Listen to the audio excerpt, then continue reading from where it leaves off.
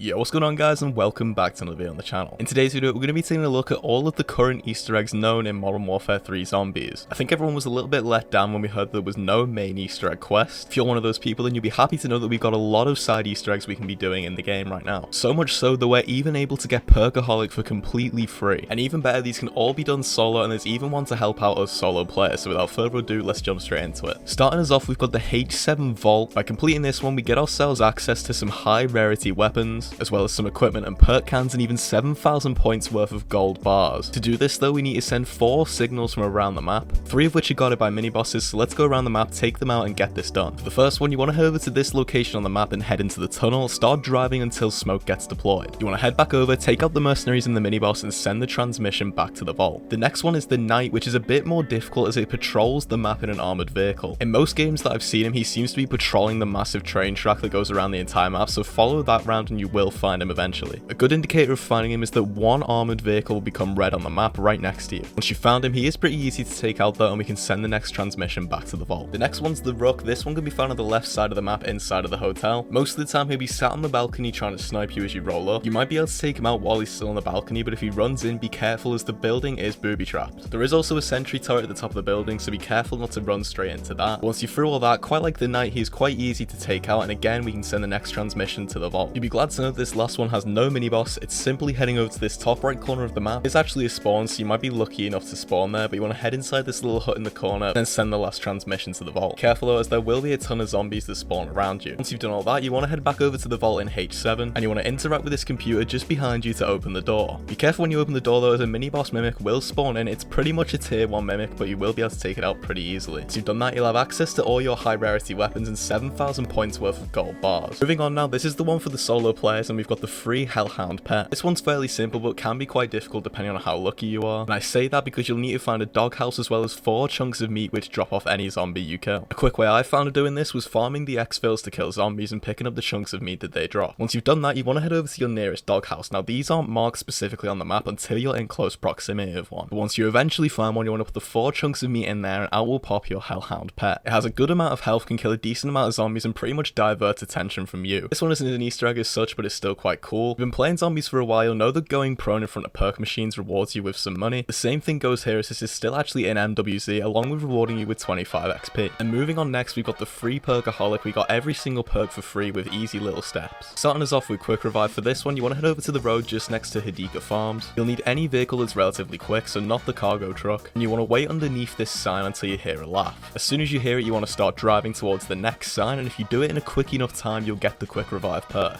Next up's Death Perception. You want to head over to the Sorokin Industrial near the top of the map. You want to head up this tower that I'm going up now. Once you're at the top, you'll notice these 3 rings, and you want to follow the path that I do and glide through them. Once you've done this, you'll be rewarded with the Death Perception perk can. Next up is Speed Collar, which is arguably one of the better perks in this game. And for this, you want to head just to the left of the Legacy Fortress by this eagle statue. Again, you'll need a quick vehicle for this one, as you want to drive up the back of the eagle and go over the top. And as simple as that, you'll have your hands on a Speed Collar perk can. Next up on the list is Deadshot. You want to head over to I3 where the church is. You want to head over to the same spot I do, just on top of this little tombstone, and throw a Semtex through the top of the window. Don't worry if you miss, as there is an ammo reserve just at the front of the church which you can use to refill your Semtexes. Once you've done that, you'll hear another laugh and you'll be able to get your hands on the Deadshot perk can. Next up is another important one, Stamina. For this, you want to head over to this tall building like I do in D7, and all you have to do is run up this massive flight of stairs. Unfortunately, there's no way of speeding this up. I tried climbing up all the stairs and it didn't work. I'd say it's worth it though, as once you're at the top, you've got the Stamina perk can and you can glide to wherever you need to go next. Next up is Tombstone in G7. For this, you're going to need a sniper. I haven't tested if you can do this with any scoped weapons, so you might be able to do that. If you have a sniper available, I'd recommend using that. Once you've done that, you want to go to the corner of this roof. And using the sniper or scoped weapon, you want to aim in at the bunny until it jump scares you. And once that's done, you'll be rewarded with the Tombstone perk can. Moving on next, we got PhD Flopper at the Shaheen Manor, which if you didn't know is where this H7 vault is located. Anyway, you want to head up to the roof and dive into the pool. For some reason, this one was a little bit glitchy for me and it took me 1 or 2 tries. But once you've done it, you'll get another reward rift, and that'll have your PhD Flopper can in. Maybe the most important of them all, we've got Juggernog up next. For this one, you want to head over to C3, just to the right of the Seaport District. This one was marked as a mercenary camp for me, so be careful if you're going near there and it's marked as that for you. But once you've cleared the area, you want to get yourself a Molotov and throw it onto this campfire. After a few seconds, it'll light up, you'll hear another laugh, and another reward rift will spawn. And that's your free Juggernog perk can. Last but not least, we've got Elemental Pop, but unfortunately for this one, there is no found method yet. But as soon as a method does get found, I will upload as a short to the channel. well. But that's all the known Easter eggs inside of Modern Warfare 3 Zombies so far. Thank you guys for watching, and until then, I'll see you in the next one. Peace out.